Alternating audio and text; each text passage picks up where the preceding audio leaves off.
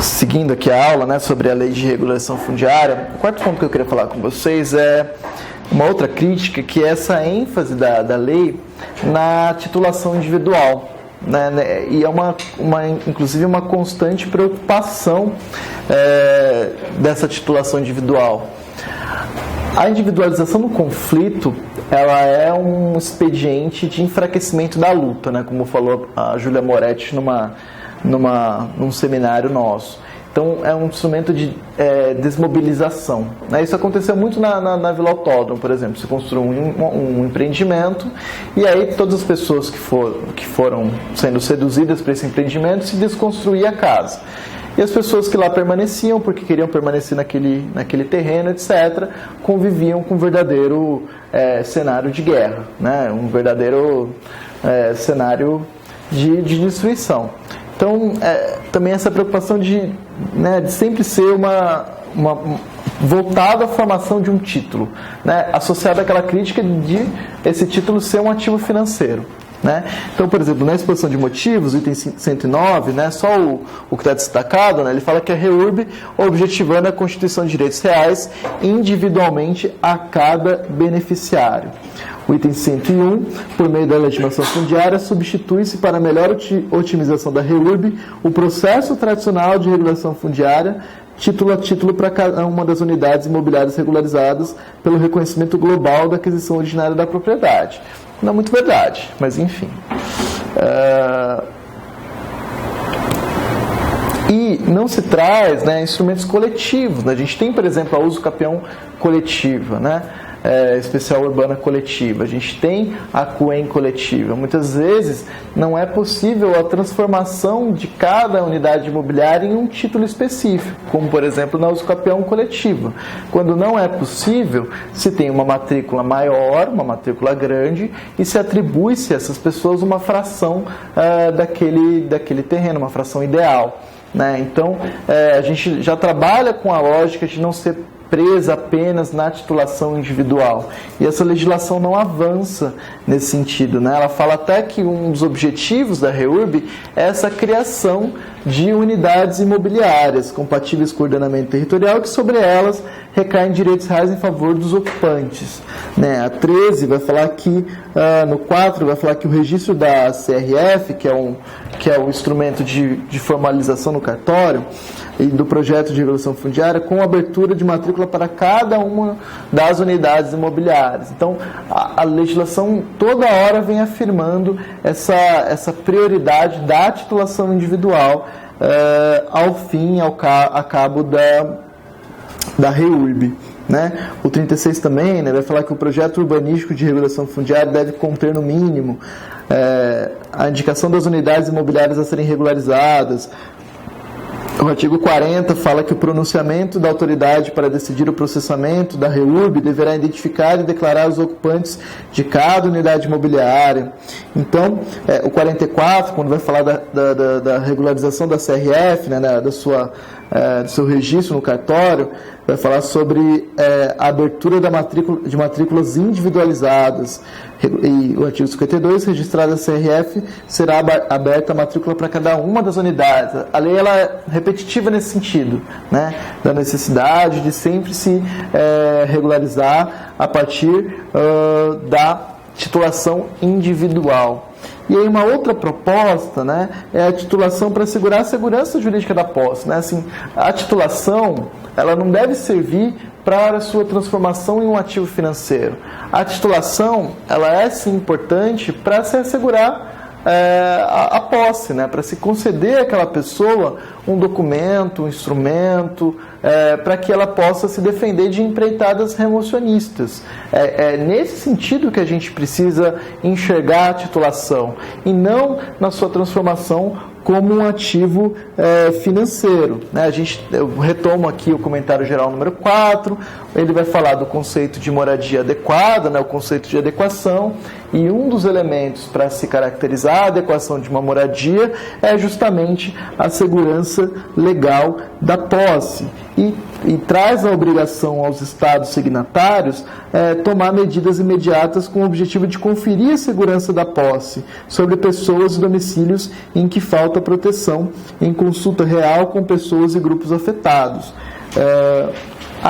Na verdade, a transformação dessas matrículas em ativos financeiros, ela justamente enseja uma produção contrária, um resultado contrário, que é justamente essa desmobilização dessa população. Ao lado disso, a legislação ela vai trazer um ponto bem peculiar, que é a chamada listagem dos ocupantes e o cadastramento complementar.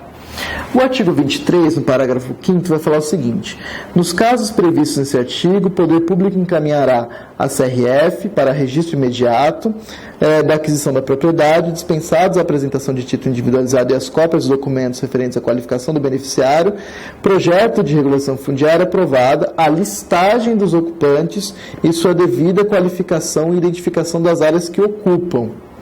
Só que no parágrafo 6 vai falar: poderá o poder público atribuir domínio adquirido por legitimação fundiária aos ocupantes que não tenham constado na listagem inicial mediante cadastramento complementar.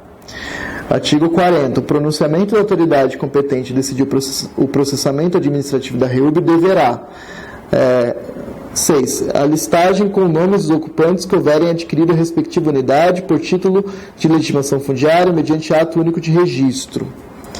O que é essa listagem? O que é essa listagem de ocupantes? O artigo 41 vai falar o seguinte: CRF é o ato administrativo de aprovação. CRF significa certidão de regularização fundiária, e essa certidão de regularização fundiária é o ato administrativo de aprovação da regularização que deverá acompanhar o projeto aprovado e deverá conter, no mínimo, a listagem com o nome dos ocupantes que houverem adquirido a respectiva unidade. Artigo 44 também vai falar da listagem. O que eu quero saber é qual que é a natureza jurídica dessa listagem. O que é essa listagem? Ela é um contrato ou ela é uma mera lista?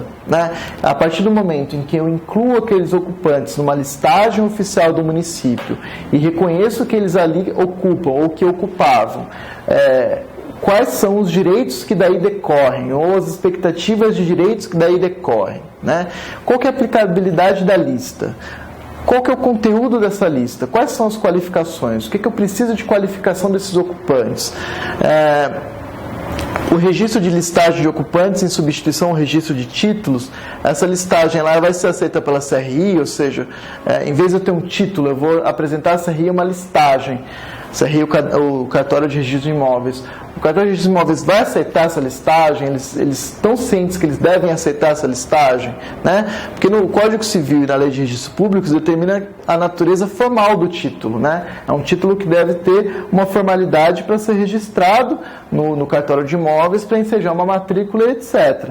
Essa listagem, ela substitui esse elemento formal e a legislação não traz essas definições que vão precisar ser construídas a partir de então. É uma deficiência dessa legislação.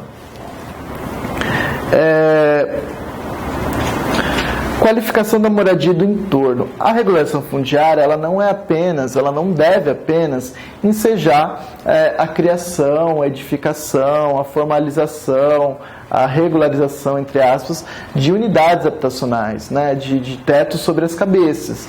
Essas unidades habitacionais estão inseridas num contexto espacial. E elas necessitam de qualificações. Então, energia elétrica, gás, saneamento básico.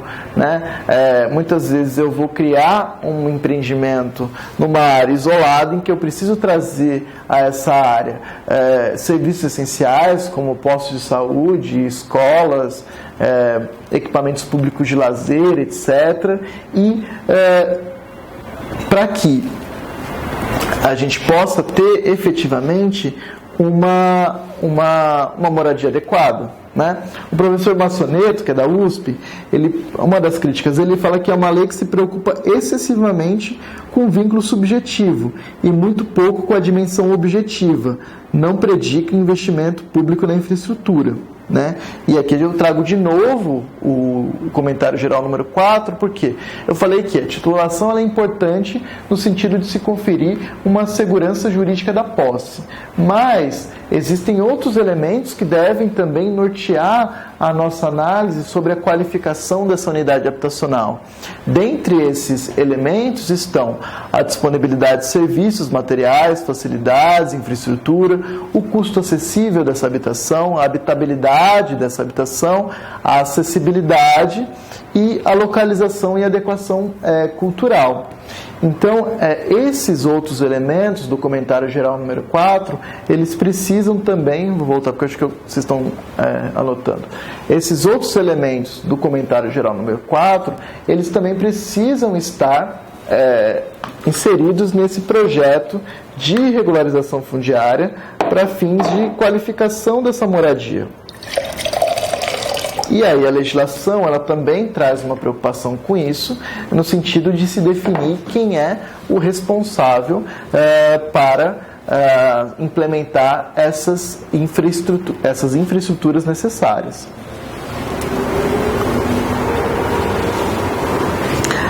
A lei nova ela fala o seguinte, né?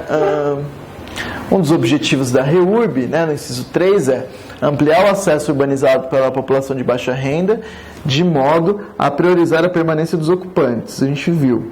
Estimular a resolução extrajudicial de conflitos. 12, franquear a participação dos interessados.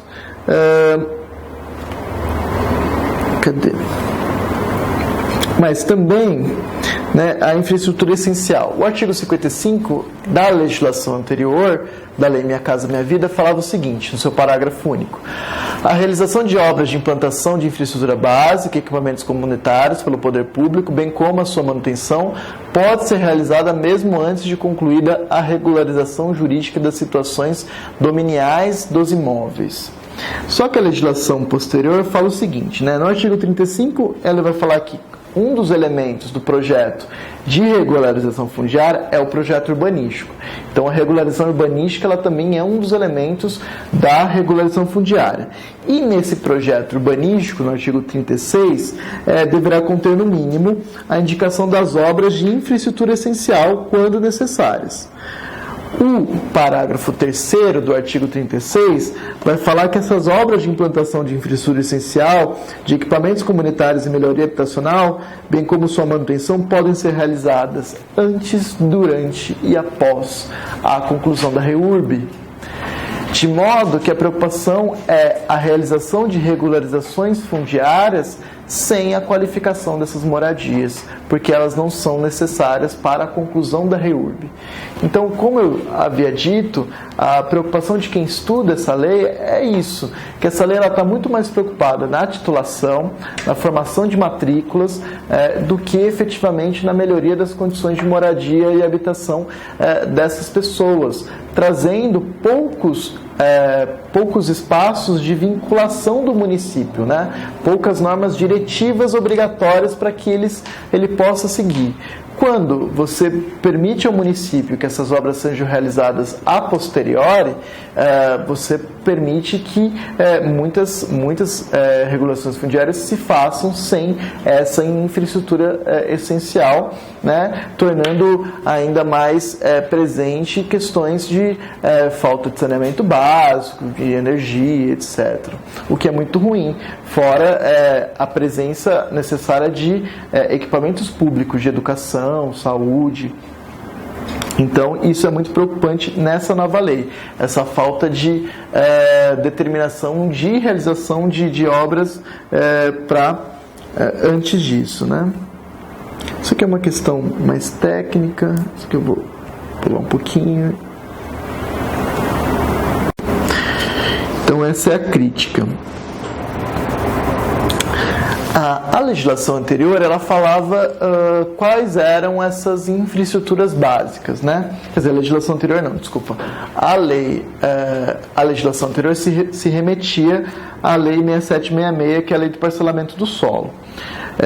A Lei 6766, no artigo 2º, fala: a Lei 6766, na verdade, ela é mais dirigida ao loteador, né? Aquele que tem um empreendimento de loteamento e que, para regularização desse loteamento, precisa seguir algumas regras segundo a Lei de Parcelamento do Solo, né? Que é diferente da legislação de regularização fundiária. Entretanto, a lei anterior se remetia à Lei 6766, que fala que o parcelamento do solo urbano poderá ser feito mediante loteamento, desmembramento, observadas as disposições da lei e das legislações estaduais e municipais pertinentes. E aí fala, né, vias de circulação, escoamento das águas pluviais, redes de abastecimento de água potável, soluções para o esgotamento sanitário para energia elétrica.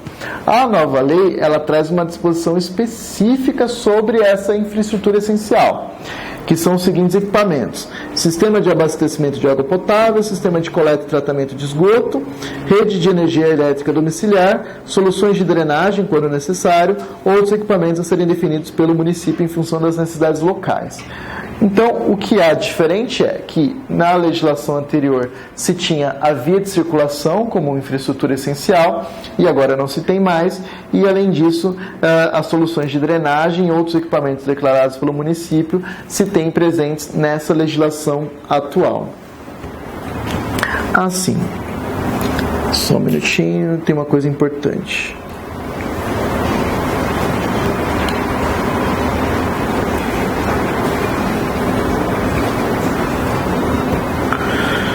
Preciso ver onde está o termo de compromisso. O artigo 35 da nova lei, ele vai tratar do termo de compromisso, né? Ele vai falar o seguinte: o projeto de regulação fundiária conterá no mínimo, inciso 9, o cronograma físico de serviços e a implantação de obras de infraestrutura essencial, e 10, o termo de compromisso a ser assinado pelos responsáveis públicos ou privados pelo cronograma físico. Então, nesse projeto de regularização, eu preciso ter um cronograma de quando vão ser feitas essas infraestruturas necessárias e quem será o responsável pela realização dessas infraestruturas. E aí a gente precisa saber qual que é a natureza também desse termo de compromisso, né? A legislação, ela vai falar que a classificação do interesse, se é uma REURB-S ou se é uma REURB-E, ela visa exclusivamente a identificação dos responsáveis para a implementação ou adequação de obras de infraestrutura essencial e ao reconhecimento do direito à gratuidade.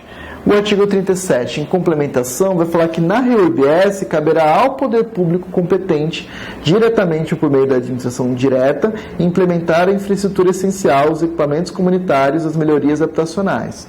Então, isso é uma discriminação, uma diferenciação positiva. Então, na REURB-S, quem é o responsável pela implementação dessa infraestrutura essencial é o poder público.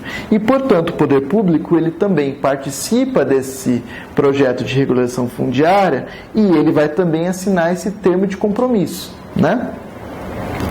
Esse termo de compromisso ele vai gerar também expectativas de direitos para os responsáveis, para os ocupantes, na verdade, né? Mas a lei ela não traz também a natureza jurídica desse termo de compromisso, né? O que é esse termo de compromisso? Uma coisa que é bastante legal de se colocar é a aplicação do princípio da confiança das relações do poder público. Eu trago para vocês no slide uma decisão que foi obtida pelo Núcleo de Habitação de São Paulo, num caso que foi conhecido como o Casarão do Carmo. Eu vou pedir licença para ler a ementa, né? Obrigação de fazer. Pretensão de impor às réis a conclusão de obras de reforma e adequação do Casarão do Carmo. Viabilidade. Situação excepcional que justifica a intervenção judicial. Remoção que ficou condicionada à prestação ininterrupta de auxílio aluguel, com a ressalva de que, finalizada a obra, os antigos moradores retornariam às suas moradias originais. Quase 15 anos sem conclusão do melhoramento público e com a interrupção do atendimento habitacional provisório. Rompimento da legítima expectativa em desacordo com os preceitos da boa-fé objetiva, direito fundamental à moradia.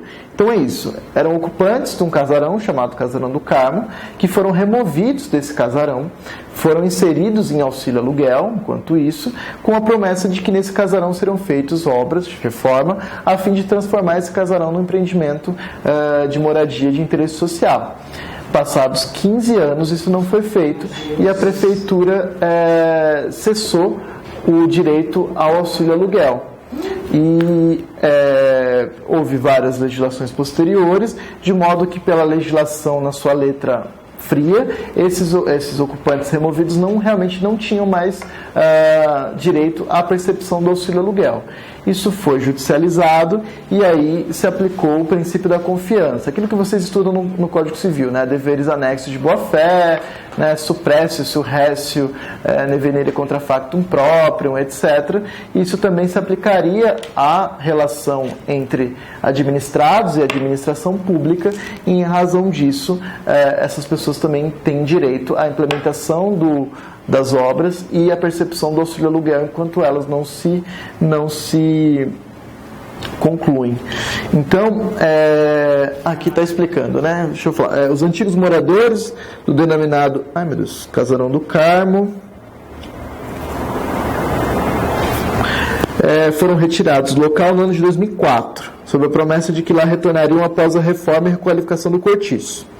Nesse meio termo foi disponibilizado o atendimento habitacional provisório, com pagamento de parcelas mensais, que se estendeu até o final de 2015, no momento em que houve a interrupção.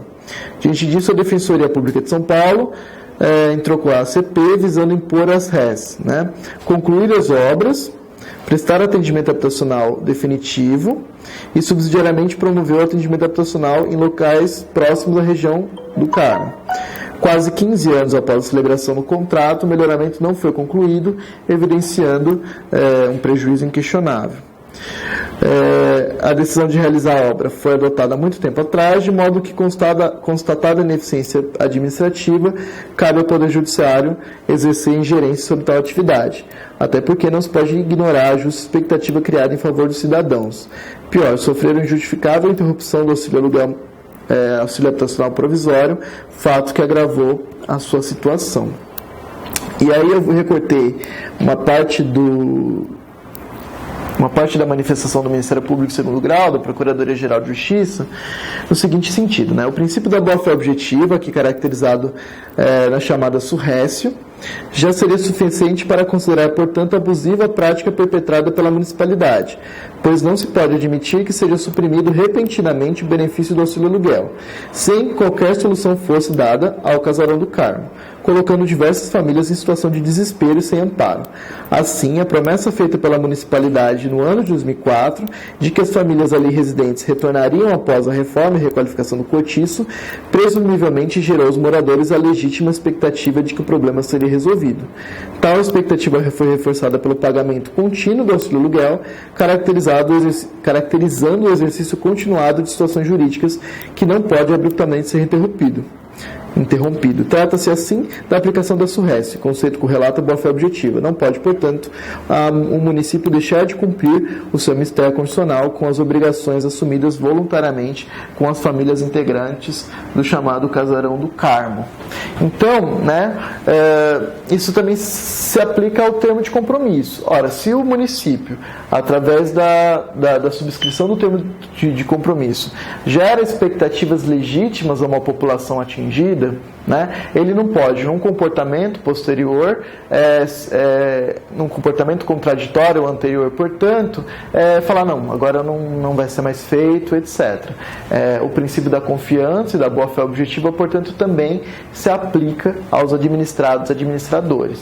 Essa jurisprudência ela é bem inovadora nesse sentido, tem poucos precedentes nesse sentido, mas é importante sempre reafirmar essa possibilidade de aplicabilidade. É uma forma da gente conseguir, né, tentar transformar essa discricionariedade absoluta do município no âmbito das regulações fundiárias num ato vinculado, num ato vinculativo, para que a gente possa garantir direitos subjetivos às pessoas que são beneficiados ou beneficiários dos empreendimentos de regulação fundiária.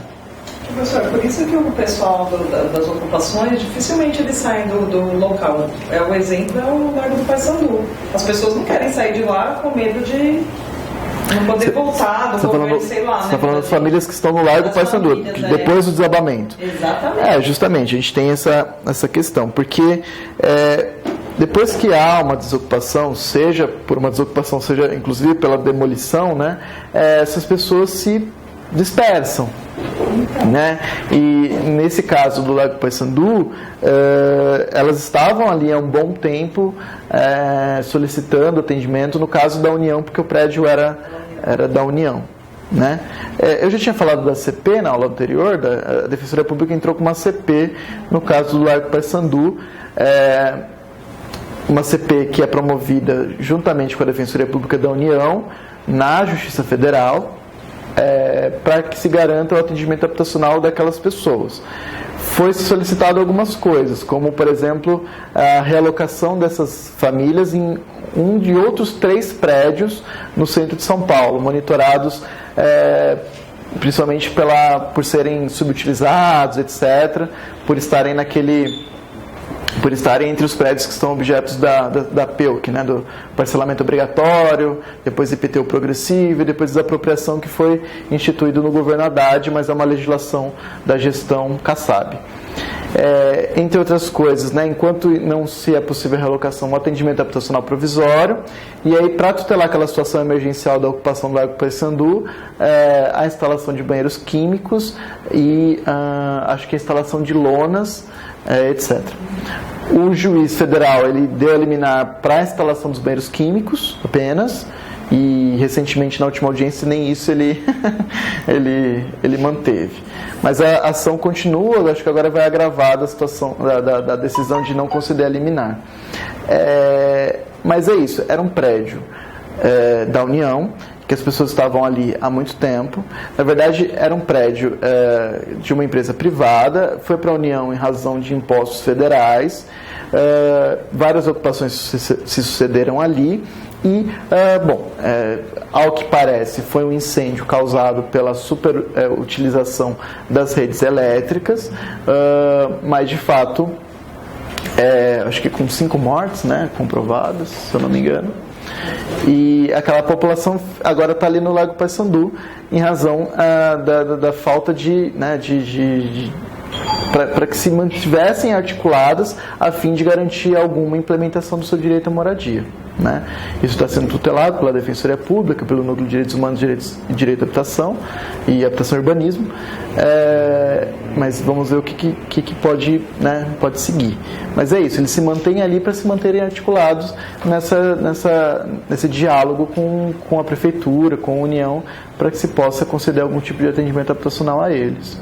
É claro que depois de eles estarem no Largo Paissandu, outras pessoas também passaram a ali ficar, pessoas em situação de rua, etc., cada qual com a sua pauta legítima de defesa do seu direito à moradia.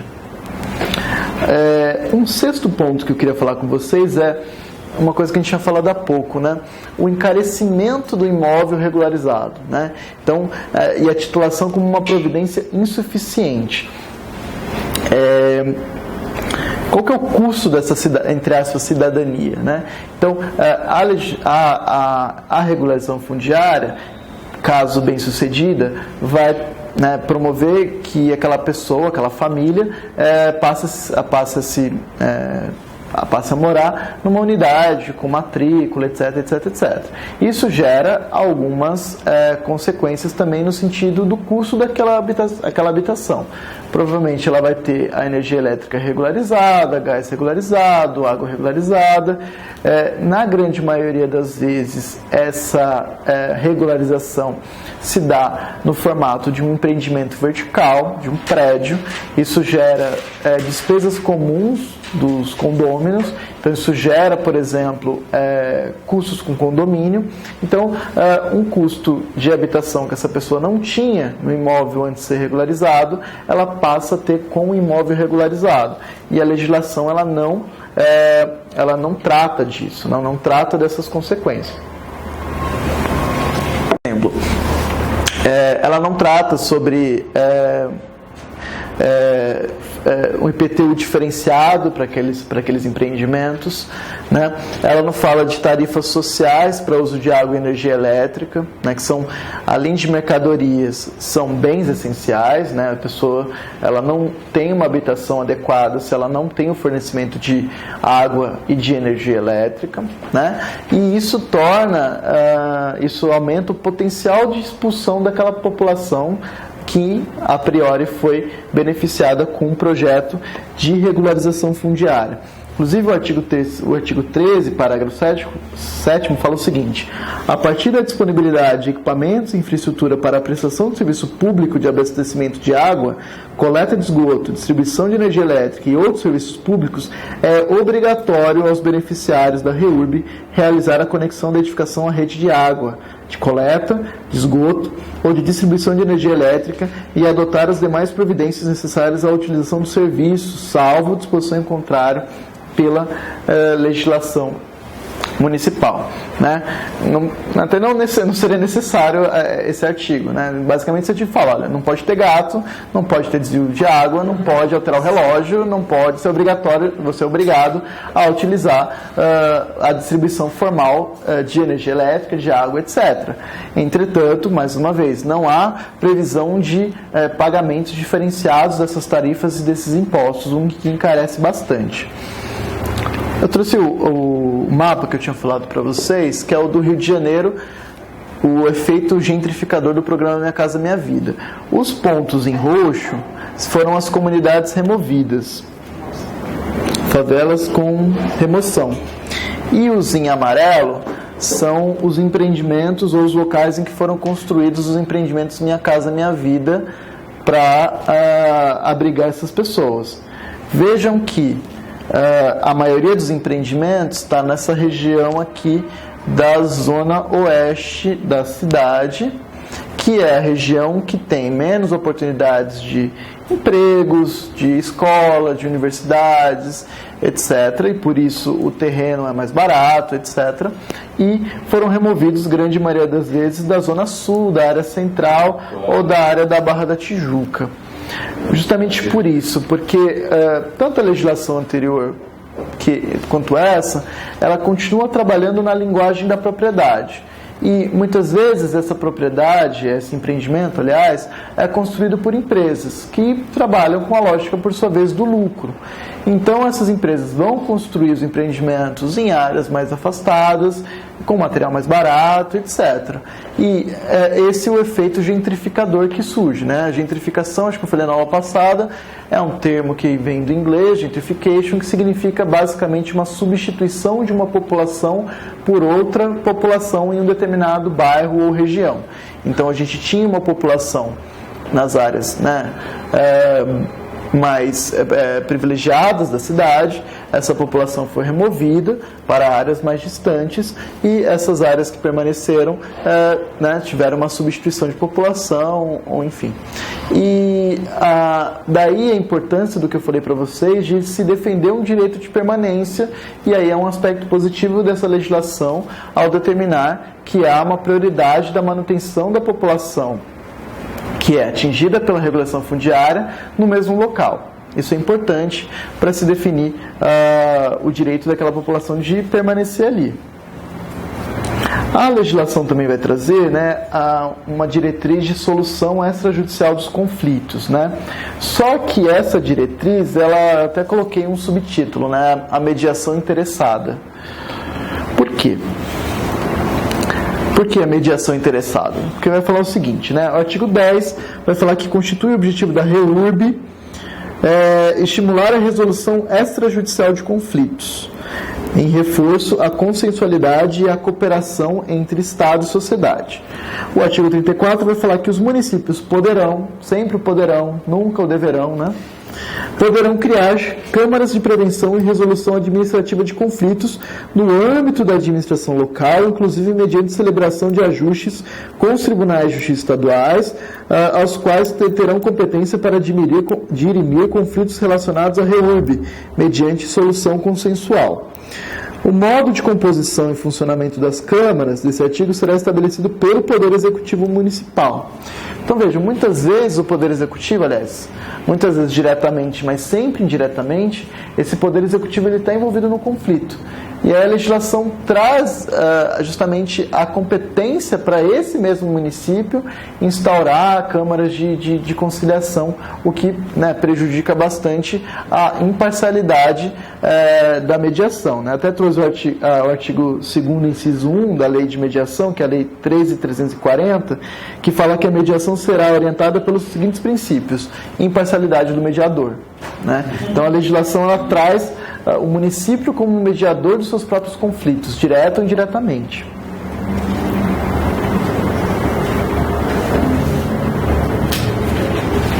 Vou ler um pouquinho de... outra aula interessante também que está no YouTube, né? No curso passado eu dei 3 aulas. Uma aula foi basicamente a mesma que eu dei para vocês nesse curso, a outra aula foi Estatuto das Cidades e a outra aula foi sobre conflitos possessórios.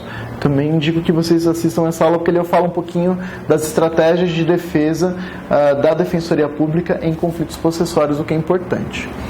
Eu quero reservar agora um espaço para vocês para falar do instrumento mais contraditório, mais discutido dessa nova legislação, que é a chamada legitimação fundiária. A legitimação de posse e a demarcação urbanística são instrumentos que já estavam previstos na legislação anterior, que é a Lei Minha Casa Minha Vida. A legitimação fundiária que é uma inovação dessa nova legislação, né? Primeiro que a legislação ela vai falar dos instrumentos da REURB, né? O primeiro deles é a legitimação fundiária, além da legitimação de posse. Esses 2 instrumentos estão previstos nessa própria legislação que a gente está estudando. Mas, além disso, existem outros vários instrumentos, né? Como o uso capião, a desapropriação, a arrecadação de bem vago, o consórcio imobiliário, a desapropriação de interesse social, o direito de preempção, a transferência do direito de construir, a requisição, a intervenção do poder público no parcelamento clandestino e irregular, a alienação de imóveis pela administração pública diretamente para o seu detentor, a QUEM, a concessão de direito real de uso, a doação, a compra e venda, etc., né? Mas a legislação ela vai trazer especificamente a previsão dos 3, que é a legitimação fundiária, a legitimação de posse e a demarcação urbanística, né? Acho que o slide corrompeu, por isso que está essa divisão da palavra. Uma crítica bastante importante sobre o instrumento da legitimação fundiária é esse limbo, né, esse hibridismo desse instituto. Por quê? Num primeiro momento ele é muito parecido com desapropriação, mas ele não é desapropriação. Ele também é parecido com usucapião, mas ele não é usucapião. E ele é também parecido com a arrecadação de bens abandonados, mas a arrecadação ele não é, né? Então, vamos falar primeiro da arrecadação, né? O que esse instrumento se assemelha com a arrecadação de bem vago? A arrecadação de bem vago, ele está previsto, acho que não é CF, acho que é CC. Olha, a própria legislação, na verdade. Alguém está com a Constituição? Isso confirma para mim se é 60 anos, cujos proprietários não possuem intenção de conservá-los em seu patrimônio, ficam sujeitos à arrecadação pelo município ou pelo Distrito Federal na condição de bem vago. A intenção referida no caput desse artigo será presumida quando o proprietário, cessados os atos de posse... Não, isso aqui é dessa própria legislação. Dessa própria legislação, está errado. Não é Constituição, é a Lei 13.465 que a gente está estudando agora. A intenção do referido caput desse artigo será presumida quando o proprietário, cessados os atos de posse sobre o imóvel, não adimplir os ônus fiscais instituídos sobre a propriedade predial territorial urbana por 5 anos. Então, o abandono é um instituto que já vinha previsto no Código Civil, mas ele é esmiuçado pela nova legislação. E uma importante inovação dessa legislação é a chamada presunção de abandono, né? Quando esse imóvel é presumido abandonado e quando ele, portanto, pode disparar o procedimento destinado à declaração desse imóvel como abandonado e sua arrecadação pelo município ou Distrito Federal na condição de bem vago. Quando vai haver essa presunção? Quando o proprietário, cessados os atos de posse, não adquirir os ônus fiscais instituídos sobre a propriedade predial territorial urbana por mais de 5 anos. Quando ele deixa de pagar IPTU por mais de 5 anos, é presumido, após cessados os atos de posse, é presumido que esse imóvel está abandonado e, portanto, pode ser arrecadado. Tomar cuidado, porque isso se comunica também com a chamada desapropriação-sanção, né? Quando o imóvel ele é subutilizado, não edificado, o município pode se utilizar de instrumentos de indução da função social, como o uso e parcelamento obrigatórios, depois do IPTU progressivo, né? Depois de notificar, e enfim com a desapropriação, sanção. Nesse caso aqui é a arrecadação. Quais são os pontos desse instituto, né? Primeiro, ele se aplica a imóveis urbanos privados, ele não se aplica a imóveis urbanos públicos. 2, cujo proprietário não tem interesse, intenção de conservá-lo em seu patrimônio. Então, existe efetivamente um abandono, né? Eu preciso investigar esse ânimo do proprietário. Tem uma presunção de abandono, como eu falei para vocês, e a caracterização desse bem como abandonado vai disparar um procedimento. Ainda vai ser necessário um procedimento administrativo para se declarar esse bem abandonado. Isso é arrecadação de imóveis abandonados. Isso vai se diferenciar com a legitimação fundiária, por quê? Porque a legitimação fundiária ela se aplica a imóveis urbanos públicos e privados, ela não se reduz aos imóveis públicos, ela não vai depender dessa situação de abandono para ser utilizada, né? E tal como a arrecadação, ela vai disparar um procedimento de regulação fundiária e não um procedimento de declaração e de arrecadação de bem abandonado. De outra forma, a legitimação fundiária ela também vai se diferenciar da desapropriação, né? A desapropriação ela está prevista no artigo 5º, inciso 24, vai falar o seguinte, né? A lei estabelecerá o procedimento para a desapropriação por necessidade ou utilidade pública por interesse social, mediante justa e prévia indenização em dinheiro, ressalvados os casos previstos nessa Constituição. Essa ressalva do artigo 5º, inciso 24, ela está também no ela está uma das acho que a principal ressalva é o artigo 182, parágrafo 4º, que está ali, né? Faltou o 182, que é a possibilidade de desapropriação, sanção com pagamento mediante títulos da dívida pública de emissão, previamente aprovado pelo Senado Federal, com prazo de resgate de até 10 anos em parcelas anuais iguais e sucessivas. Acho que aqui é importante, eu só vou aqui rapidinho, é importante diferenciar essas duas formas de desapropriação. Veja, a regra geral é que a desapropriação seja em dinheiro, né? E que seja prévia e justa. Na desapropriação-sanção, né, que é aquela possibilidade de se desapropriar quando, mediante lei específica, para área incluída no plano diretor, exigir nos termos da lei federal o proprietário o uso do solo não edificado, subutilizado, não utilizado, que promova o seu adequado aproveitamento sob pena de, sucessivamente de. Aí vai ter notificação, vai ter o IPTU progressivo e, por último, que é o inciso 3º, a desapropriação. Nesse caso de desapropriação, ela não vai ser em dinheiro, ela vai ser em títulos da dívida pública, previamente emitidas pelo Senado Federal. E ela não vai ser prévia, né? Na regra geral, é prévia indenização em dinheiro. No caso da desapropriação-sanção, esse prazo de resgate ele pode ser de até 10 anos. Então, em prestações anuais. Então, há uma diferenciação bastante grande entre a regra geral da desapropriação e da desapropriação-sanção.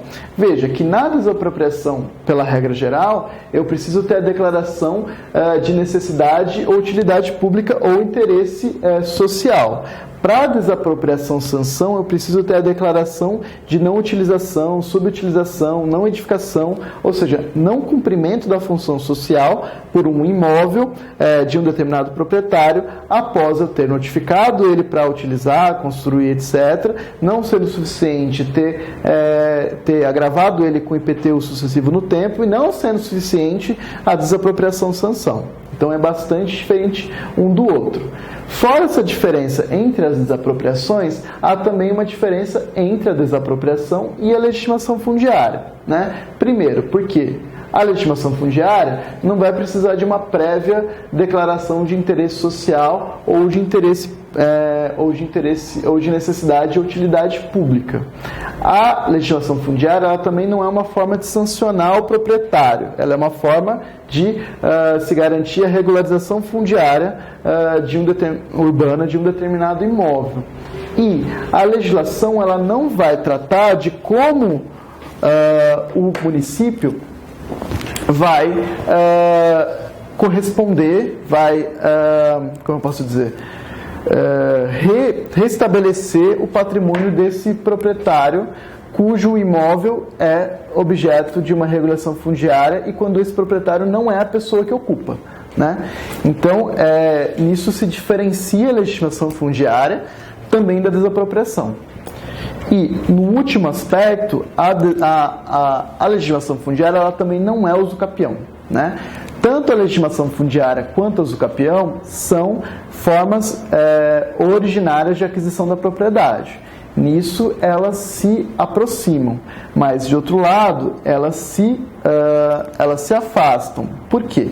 Né? O usucapião, especificamente o usucapião especial, ele está previsto no artigo 183, né? Aquele que possuir como área urbana até 250 metros quadrados por 5 anos, ininterruptamente, sem oposição, utilizando para sua moradia ou de sua família, adquirir-lhe-á o domínio, desde que não seja proprietário de outro imóvel. O título de domínio e a concessão de uso serão conferidos ao homem e à mulher, ou a ambos, independentemente do estado civil. Esse direito não será reconhecido ao mesmo possuidor mais de uma vez. E no parágrafo 3º ele vai trazer a vedação de usucapião de bens públicos, né?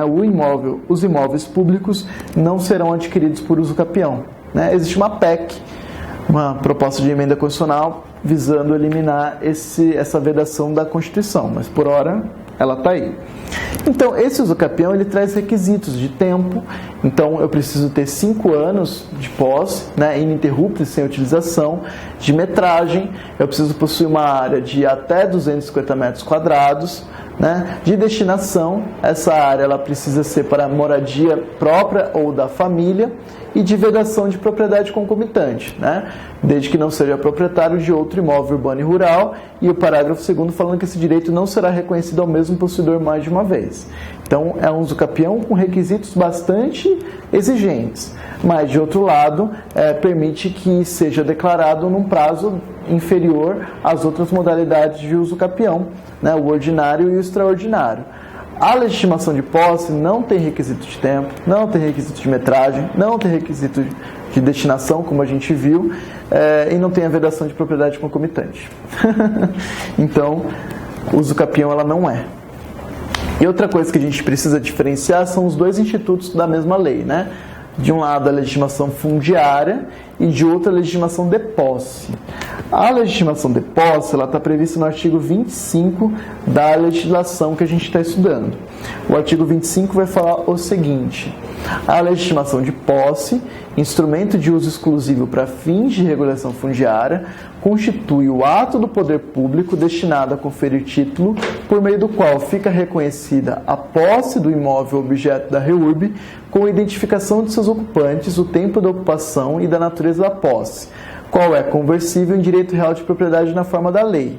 A legitimação de posse não se aplica aos imóveis urbanos situados em áreas de titularidade do poder público. Artigo 26. Sem prejuízo do direito decorrente do exercício da posse mansa e pacífica, aquele cujo favor for expedido, em cujo favor for expedido o título de legitimação de posse, decorrido o prazo de 5 anos do registro, terá a conversão automática dele em título de propriedade, desde que atendidos os termos e as condições do artigo 183, independentemente de prévia provocação de ato registral. À primeira vista, me parece parece muito semelhante os dois institutos, né? Legitimação de posse e legitimação fundiária. O que eles se diferenciam?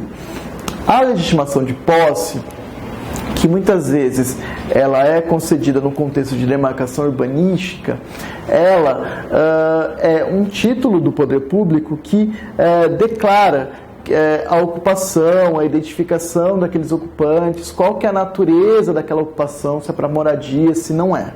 Só que ela não transfere de imediato a propriedade de quem quer que seja para aqueles ocupantes. Só que essa declaração anterior, essa declaração pelo poder público, ela permite que, quando decorrido o prazo do artigo 183, ou seja, da usucapião para fins usucapião urbana, usucapião especial urbana, ela permite que haja uma conversão automática desse título de declaração do município em título de propriedade.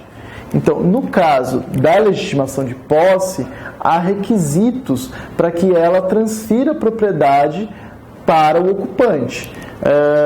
O município, ele vai, então, só resumindo de novo, ele vai identificar esses ocupantes, o tempo da ocupação, a natureza da ocupação, isso vai ficar declarado. Obedecidos os requisitos do artigo 183, essa população pode se dirigir diretamente ao cartório e pedir a conversão automática de legitimação de posse para a propriedade. Mas vejam, em razão disso, há critérios de tempo de ocupação, de modalidade de ocupação, de natureza de ocupação e de identificação dos ocupantes, né? Então, diferente da legitimação fundiária, porque a legitimação fundiária concede imediatamente, automaticamente, a propriedade, independentemente desses requisitos. É por isso que a legitimação fundiária ela é tão atacada, porque, segundo os críticos da sua instituição, ela ofende demasiadamente tanto o direito de propriedade, quando se trata de imóveis privados, quanto a vedação de imóveis públicos, de usucapião de bens públicos. E vejam que a legitimação de posse, pelo parágrafo 2º do artigo 25, ela não se aplica aos imóveis urbanos situados em áreas de titularidade do poder público. Então a legitimação de posse não atinge bens públicos. A legitimação fundiária atinge bens públicos. Tanto que a legitimação de posse está aí desde a legislação passada, ela não teve a sua constitucionalidade atacada, né? Justamente por observar esses requisitos. Então, o que é a legitimação fundiária, né? A legislação ela vai trazer por 2 vezes o conceito de legitimação fundiária. A primeira delas é o artigo 11, inciso 7º, fala que a legitimação fundiária é um mecanismo de reconhecimento da aquisição originária do direito real de propriedade sobre unidade imobiliária objeto de reúbe.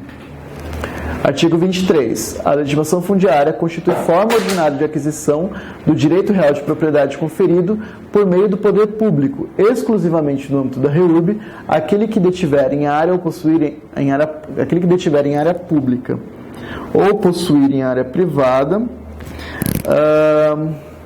como sua unidade imobiliária com destinação urbana integrante de núcleo urbano informal consolidado existente em 22 de dezembro de 2016. Vamos destrinchar um pouquinho isso. Então, primeiro, a legitimação fundiária ela depende de uma declaração do município também, tal como a legitimação de posse. Ok? A legitimação fundiária é um instrumento que é dado num contexto de reúbe. Então é preciso ter uma declaração, é preciso ter uma instauração de um projeto de reúbe para que haja a concessão ao final desse procedimento da legitimação fundiária. A legitimação fundiária, ela se destina tanto a bem público quanto a bem privado. Então, ela vai se dirigir àquele que detiver em área pública ou possuir em área privada como sua unidade imobiliária com destinação urbana. Esse como sua, ele denota um pouco de animus domini aí, né? Aquela pessoa que possui como se dono fosse, mas efetivamente não há um requisito de animus domini aí. Com destinação urbana, não fala destinação para moradia, para exercício de profissão, para comércio. Então, ela vai abarcar todas essas hipóteses de natureza de ocupação. Integrante de núcleo urbano informal consolidado.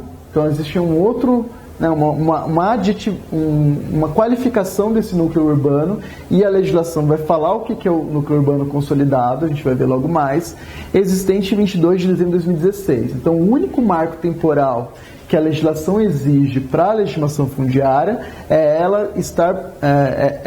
ela recair sobre um imóvel que está no núcleo urbano informal consolidado em 22 de dezembro de 2016. Não há requisito dessa pessoa possuir esse imóvel por 5 anos, 4 anos, 3 anos, 2 anos, 1 ano, não há. O que se defende a contrário senso a possibilidade de se aplicar isso a imóveis com ocupação inferior a 5 anos, porque não teria sentido se prever um outro instrumento com uma aplicação coincidente, como, por exemplo, o uso capião para imóveis privados ou a concessão de uso especial para fins de moradia para imóveis públicos. Então, se defende que a legitimação fundiária se aplica a ocupações, a núcleos urbanos informais consolidados há menos de 5 anos.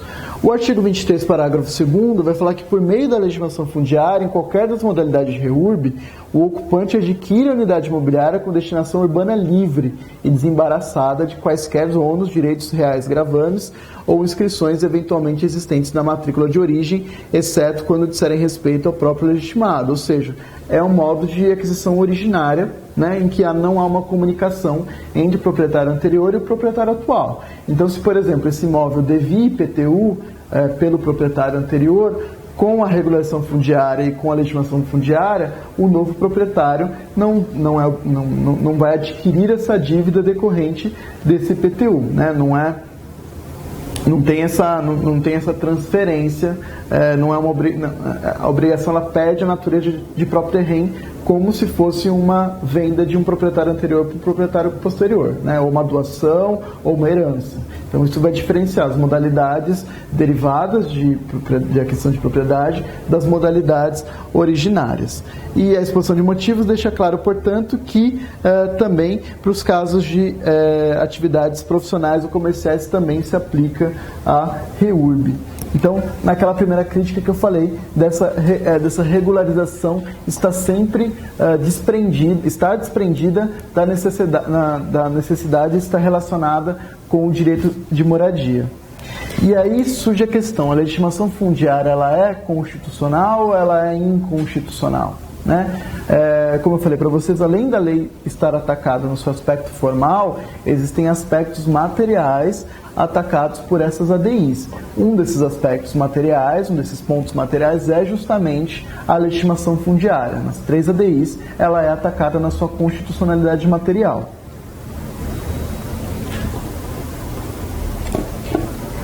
Segunda ADI do MPF fala o seguinte, né? Mais um descompasso com o texto constitucional é a criação da legitimação fundiária.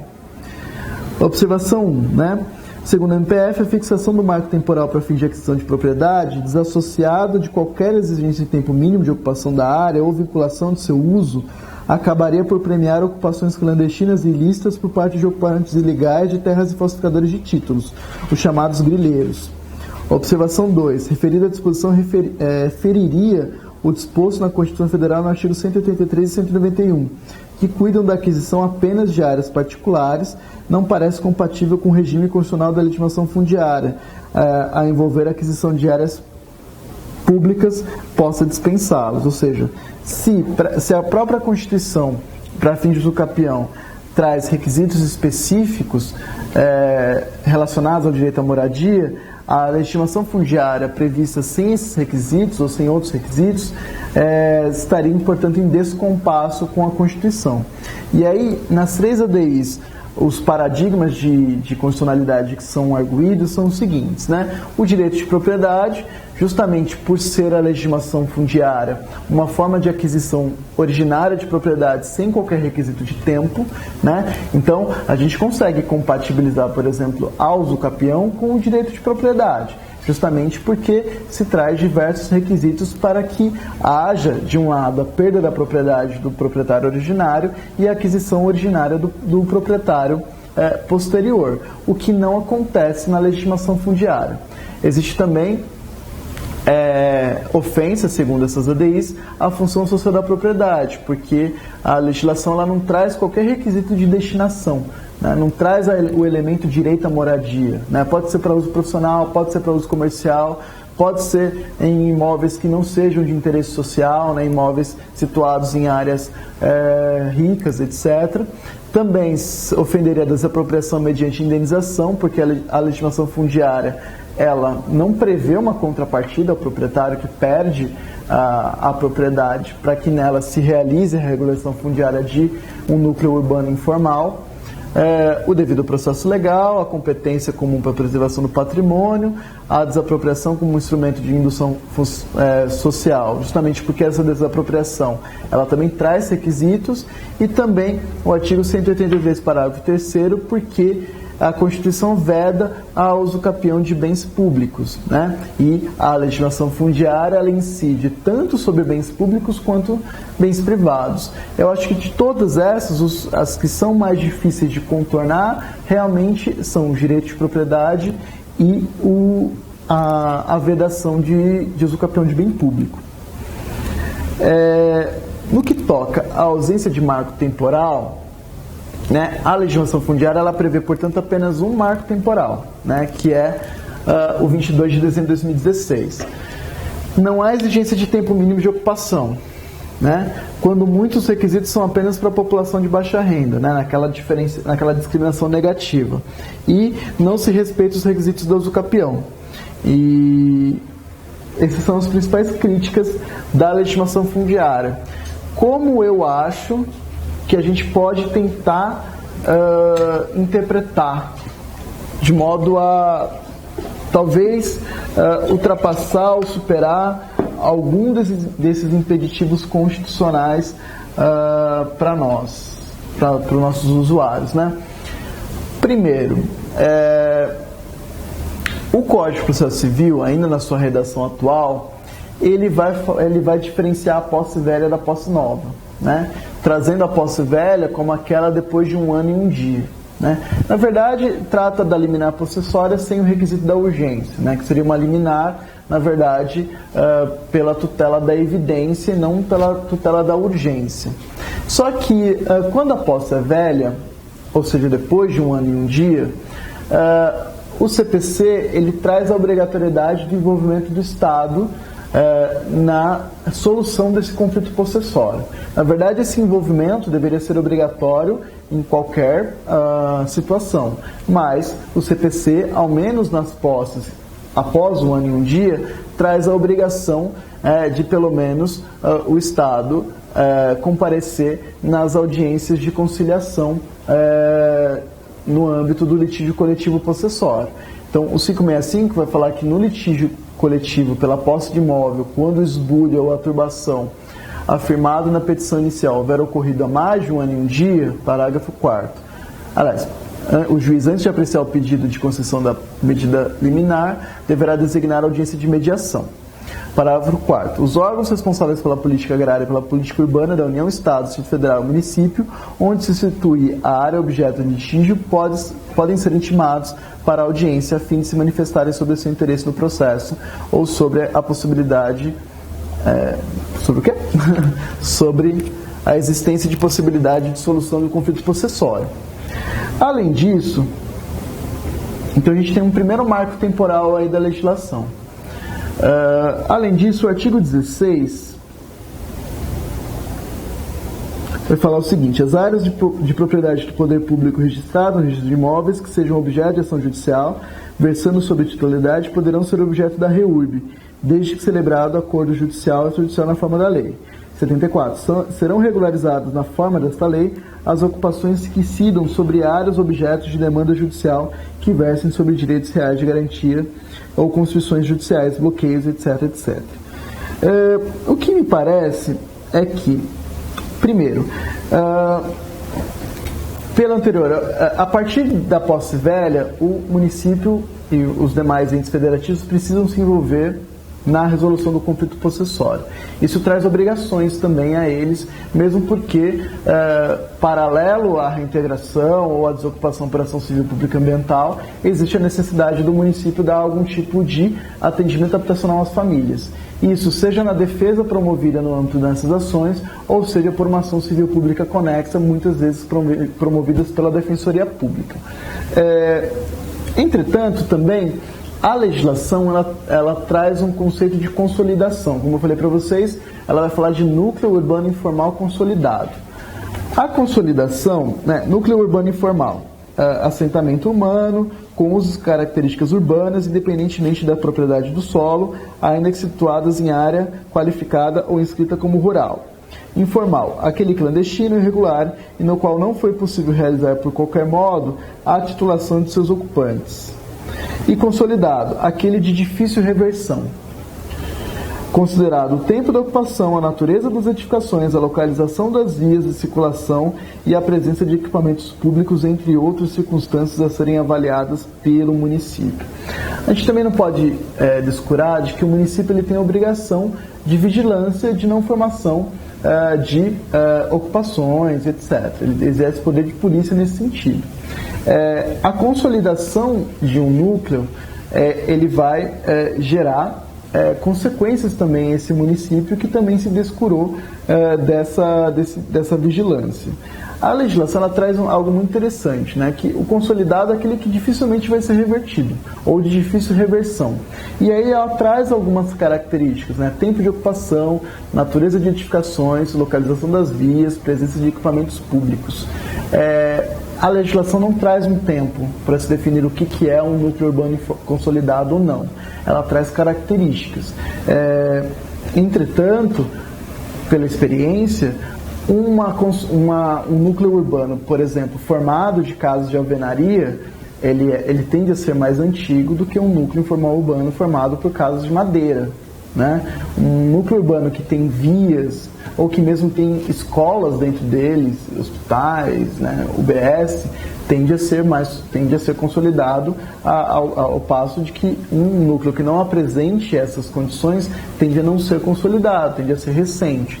Pode ser que um núcleo se consolide muito rápido, mas a regra é que esse núcleo tenha tomado algum tempo para se consolidar. Só que a consolidação ela está ligada à irreversibilidade.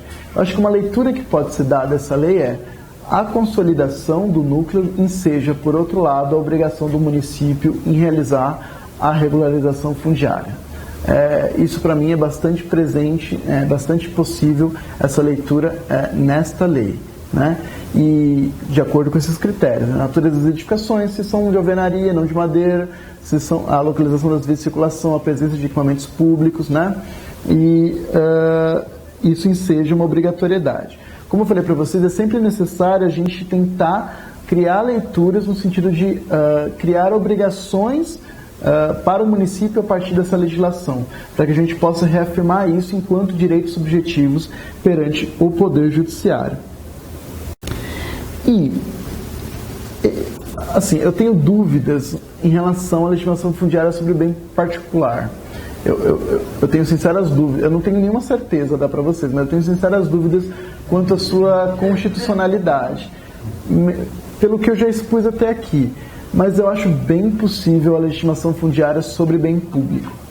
Eu acho que, ao lado de uma vedação de usucapião de bens públicos pela Constituição, há uma afirmação na Constituição da obrigatoriedade do direito à moradia, obviamente, enquanto um direito que causa deveres ao município, e também a promoção de habitações, etc. Eu acho que a gente precisa conciliar esses dois interesses protegidos pela Constituição. Quando a Constituição ela veda ao usucapião de bens públicos, a Constituição está preocupada com o patrimônio do Estado. Ela está preocupada porque o patrimônio do Estado é o patrimônio do conjunto de pessoas que formam esse Estado.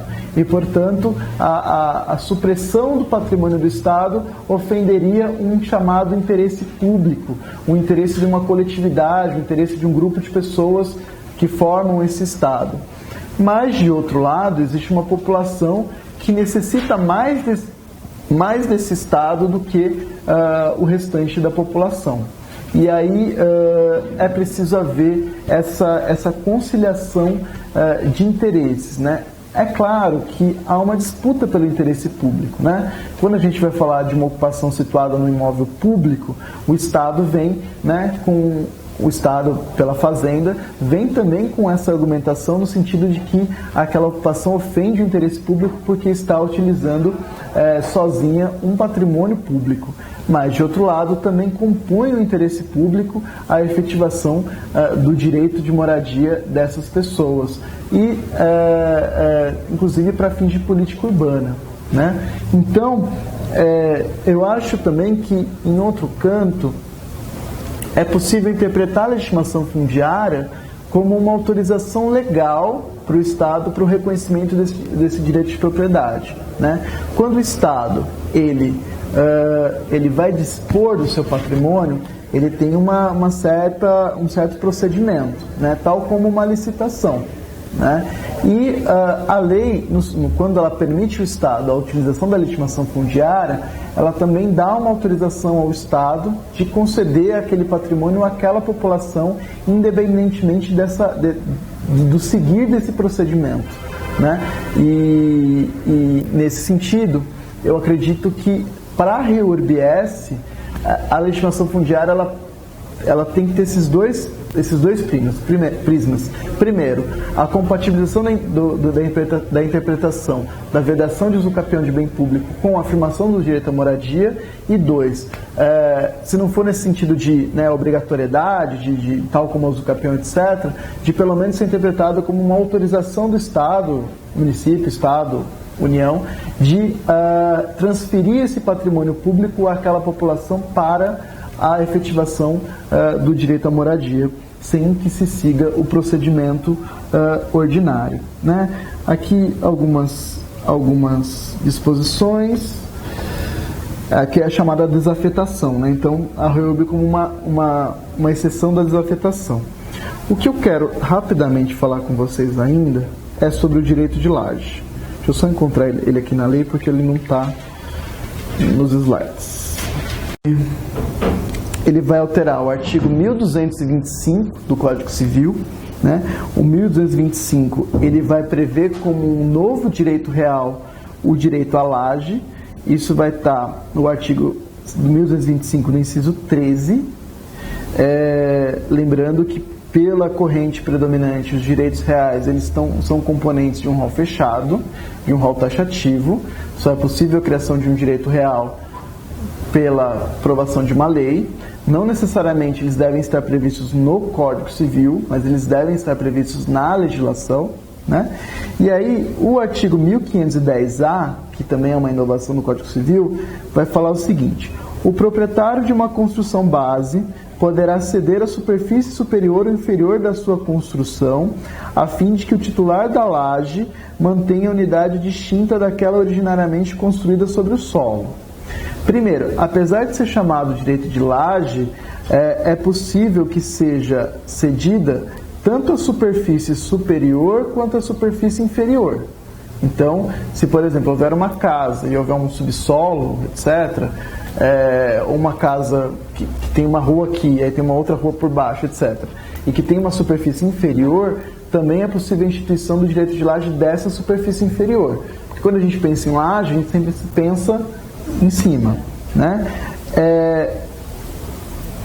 Pela redação o proprietário de uma construção base poderá ceder a superfície superior e inferior. Isso traz ao direito de laje uma natureza contratual. Então eu preciso ter uma confluência de vontades para instituir o direito de laje. eu preciso que o proprietário da construção base e o beneficiário do direito de laje confluam no sentido de criação desse direito de laje. Então, o direito de laje, pelo menos a partir do que está previsto na legislação, ele não é um direito potestativo como o uso capião e a Coen. Então, em regra, eu não poderia entrar com uma ação declaratória de direito de laje. É possível se fazer uma interpretação nesse sentido, né? Um uso capião de direito real de laje. Mas isso ainda precisa ser construído, principalmente à guisa de jurisprudência, né? Quando se instaura o direito de laje, eu vou ter duas unidades. Eu vou ter a original, construída sobre o solo, e a superfície inferior ou superior. E aí o parágrafo 1º fala o seguinte, do artigo 1510-A. O direito real de laje contempla o espaço aéreo ou subsolo de terrenos públicos ou privados, tomados em projeção vertical como unidade imobiliária autônoma, não contemplando as demais áreas edificadas e não pertencentes ao proprietário da construção base. Então eu vou ter duas unidades imobiliárias. Eu vou ter a unidade imobiliária da construção base e eu vou ter a unidade imobiliária do direito de laje. Serão duas matrículas diferentes sobre o mesmo solo praticamente. Parágrafo 3º. Titulares da laje, unidade imobiliária autônoma constituída em matrícula própria. Então, cada uma vai ter a sua matrícula. A laje vai ter uma matrícula, a construção base vai ter outra matrícula. Poderão delas usar, gozar e dispor. Parágrafo 4º. A instituição do direito real de laje não implica a atribuição de fração ideal do terreno ao titular da laje ou a participação proporcional em áreas já edificadas. Então, é importante, o direito de laje ele não constitui um condomínio, né? É diferente ter um condomínio e ter o direito de laje. O condomínio é uma propriedade comum de duas ou mais pessoas sobre uma propriedade. Senhor, mas a gente teria que ter mais ou menos uma regularização de forma condominial, porque você imagina se a pessoa consegue direito de laje, é o proprietário do imóvel inferior para poder lá, um demolido. Então, você não daria uma fragilidade, né? Então, eu acho que isso se insere mais em conflito de vizinhança do que de condomínio, né? Porque a partir do momento em que eu instituo a laje, então eu tenho dois imóveis, né? O de baixo vai ser uma matrícula e um imóvel específico. O de cima vai ser o direito de laje com uma outra matrícula. O de baixo não pode afetar o exercício do direito de cima, né? A gente vai ver a questão de construções sucessivas, mas isso também está previsto aqui. Mas é diferente, por exemplo, de duas pessoas serem donas de algo em comum, numa fração ideal. Quando, por exemplo, uma pessoa morre e deixa 5 herdeiros, os 5 herdeiros são donos juntos de uma mesma propriedade. Só que um não é dono da cozinha, outro do quarto, outro do banheiro. Todos são donos em frações ideais do mesmo imóvel.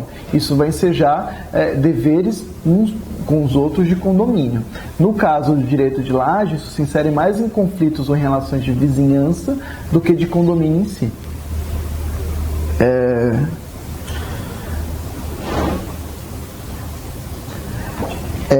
Então, parágrafo 5º. Os municípios e o Distrito Federal poderão dispor sobre posturas edilícias e urbanísticas associadas ao direito de laje. Parágrafo 6º. O titular da laje poderá ceder a superfície da sua construção para a instituição de um sucessivo direito real de laje, desde que autorizado expressamente, desde que haja autorização expressa dos titulares da construção base e demais lajes, respeitadas as posturas edilícias e urbanísticas vigentes. Então, se eu tenho uma construção base e sobre essa construção base tem uma laje, para que se construa uma nova laje, eu preciso da autorização tanto do proprietário proprietário da laje quanto do proprietário da construção comum. Então, é uma interferência no direito de construir tanto do proprietário da construção base quanto do proprietário da laje, né? Tanto o da laje vai precisar da autorização expressa do proprietário da construção base, e isso vai ter que obedecer também às regras de gabarito, às regras de edificação daquela região que são especificadas pela municipalidade, né? Artigo 1510b. É expressamente vedado ao titular da laje prejudicar com obras novas ou com falta de reparação a segurança, a linha arquitetônica ou o arranjo estético do edifício, observadas as posturas previstas na legislação local. Acho que aqui responde um pouco a sua pergunta. 1510. Sem prejuízo no que couber das normas aplicáveis aos condomínios edilícios, para fins de direito real de laje, as despesas necessárias à conservação e fruição das partes que sirvam a todo o edifício e o pagamento dos serviços de interesse comum serão partilhados entre o proprietário da construção base e o titular da laje, né? Aí sim, como se fosse um condomínio, mas não é, né? Então eles têm que dividir as despesas comuns, não como condomínios, mas como vizinhos, né, que estão na mesma edificação. Uma crítica que se faz ao direito de laje às vezes ele vai ter pouca aplicabilidade para nós, porque na grande maioria das vezes a construção base não é formal, né? Então assim, eu só consigo instituir uma matrícula específica do direito de laje se a construção base tiver uma matrícula, né? Eu não consigo, a partir de uma informalidade da construção base, ter uma formalidade da laje, né? Nesse sentido, há uma relação de dependência de formalidade da laje em relação à construção comum. E aí isso não resolve tanto os nossos problemas de regularização, né, fora da regulação fundiária. O que existe bastante na defensoria é muito comum que venha na sua triagem, né? Construir acima da casa da minha sogra, né? A sogra tem uma casa embaixo, aí o filho casou com a mulher, e aí eles se separam, e aí fica, e aí, né? Qual o direito, por exemplo, da mulher, que não é filha que é nora da propriedade, qual que é o direito dela, né? O que se tem presente isso acaba se resolvendo na temática da reparação de dano, na reparação civil, aliás. Se eu causei uma valorização no imóvel de outra pessoa e essa pessoa, entre aspas, se enriqueceu a partir da minha atividade, é meu direito ser indenizado a partir da construção ou da melhoria ou da benfeitoria que eu fiz na construção dessa pessoa. Então, geralmente, se define uma reparação àquela pessoa, né? Isso é complexo porque o divórcio envolve o marido e a mulher, não envolve a sogra. Então, muitas vezes, isso é tratado numa ação autônoma, né? Não é tratado no divórcio. Pode ser tratado numa audiência de conciliação, se, por exemplo, o marido se convencionar a pagar alguma coisa à mulher em razão disso, mas aí vai ser uma coisa conciliatória, mas o juiz ele não vai entrar, provavelmente, nessa seara, quando o imóvel não é das duas pessoas que estão ali disputando no divórcio. Mas nesse caso, para de imóvel regularizado, não seria melhor a aplicabilidade do direito de laje ou não? Sim, mas o direito de laje precisa do consenso das duas partes a partir da legislação, né? Ele está documentado que é autorizado. A sogra e a mulher e o marido podem convencionar em se formalizar o direito de laje desde que a construção base esteja formal também. Mas aquilo, a gente não consegue trabalhar no âmbito do direito subjetivo, né? O direito potestativo, né? Qual que é o direito que aquela mulher, por exemplo, que sai da casa tem obrigatoriamente, né? Então isso como eu posso dizer, não nos aplica tão diretamente enquanto defensoras e defensores públicos, né? A gente continua tentando resolver situações de informalidade a partir do direito, e aí há essa dificuldade. Bom, acho que é isso. Falei demais esse segundo bloco. Os slides ficam disponíveis. Acompanhem as discussões sobre a legitimação fundiária. O que eu falei aqui é um retrato, né? Pode ser que haja alguma outra interpretação, mas de fato, só voltando um pouquinho, eu acredito muito na aplicação da legitimação fundiária nos bens públicos. Eu acho que há essa possibilidade. Acho um pouquinho complicado a legitimação fundiária nos bens privados, né? Justamente por essa falta de requisitos, etc. Mas ela está aí, prevista em lei, vamos ver como também isso vai ser também julgado pelos tribunais, né? Pelos juízes, e ver como isso vai tomando corpo a partir desses precedentes. Obrigado, bons estudos. Acho que a gente chega ao final do curso, né? E boa sorte nos concursos aí.